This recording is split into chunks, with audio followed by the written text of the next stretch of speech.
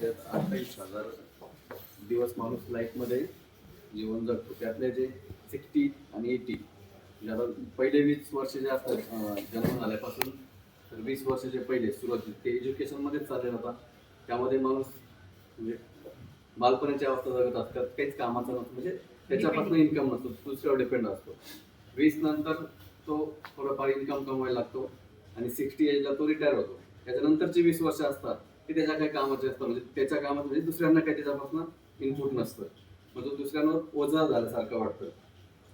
मग त्यासाठी आपल्याला जे प्लॅनिंग करायचं आहे ते ह्या मधले जे 40 वर्ष आहे ते 40 वर्षात करायचं आहे आपलं. काही प्लॅनिंग पुढचं जे रिटायरमेंटचं असेल किंवा आपलं काही गोल असेल पुढचे, तर मग आपलं स्वतःचं गोल त्यात एज्युकेशन येईल आपलं, किंवा आपलं मॅरेज नंतर मुलाचं एज्युकेशन, आपली कार असेल, घर असेल, त्यासाठी आपल्याला काय जे गोष्टी करायला लागतील त्या पहिल्या 40 मध्येच होणार आहे. पण ह्या जर नंतर 60 नंतर जर आपल्याला लाईफ जगायचं असेल, रिटायरमेंट प्लॅनिंग जर नसेल तर आपल्याला दुसऱ्यावर डिपेंड राहावं लागेल.